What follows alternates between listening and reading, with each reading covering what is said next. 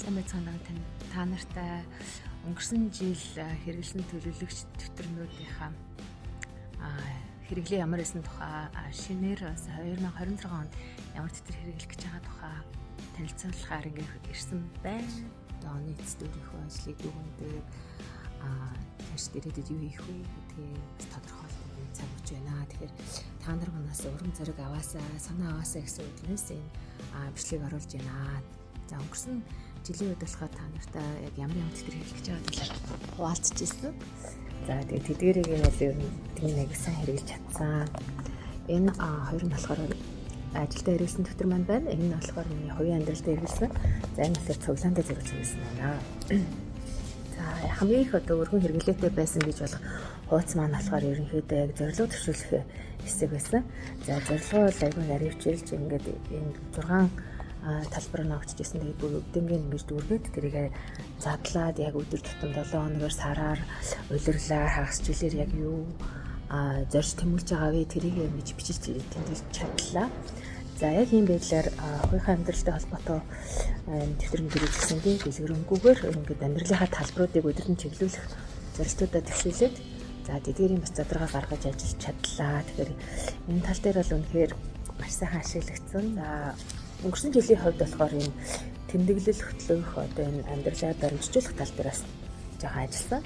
Тухайлбал ингээд энэ байдлаар надад төрсэн сэтгэл юу сурсан бэ гэдгийг ингээд бичиж тэмдэглэхэд эргээд энийг уншихаараа тухайд нэг ийм сургамж авч ирсэн энэ дээрээ одоо тулгуурлаа дараа нь ийм хийж болмоор юм гэдэг тийм дүр зураг ерөнхийдөө харагдаж байгаа юм. Тэгэхээр тэр бас их даваа тал байлаа. Тэгээд онцгой ерөөсөн тийм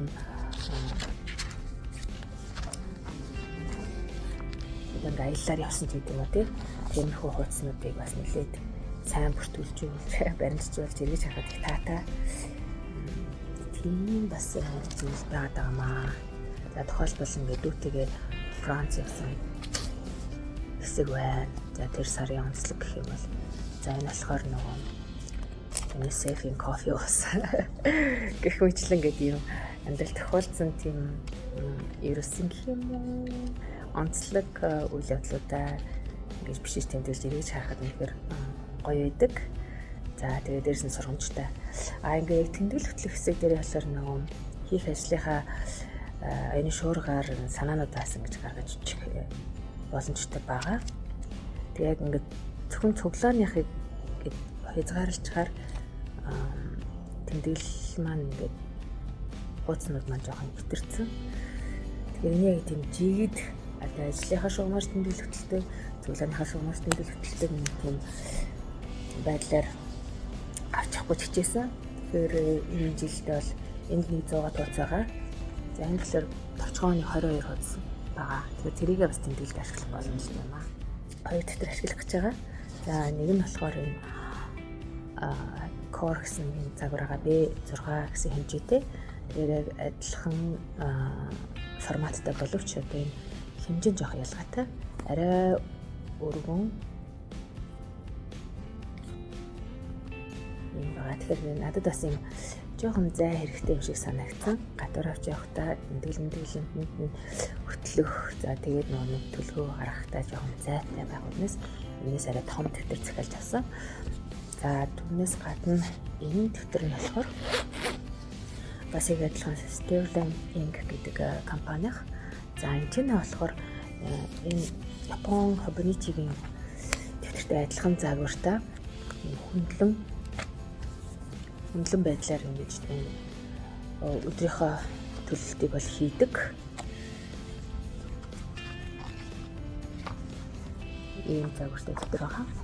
За энэ чинь болохоор нөгөө 7 хоногийн турш хийх ажлынхаа чагсаалтыг гаргаад явах юм уян хатан байдлаар аль нэг өдөрт дамжуулахгүй байх юм бол дараагийн өдөр ингээд дахин бичих шаардлагагүйгээр хийж болдог юм формат байгаамаа. Тэгээд 7 хоногийн төлөлтөд хөндлөн байдлаар зохион байгуулдаг. За энэ нь болохоор сарын төлөлт байгаа.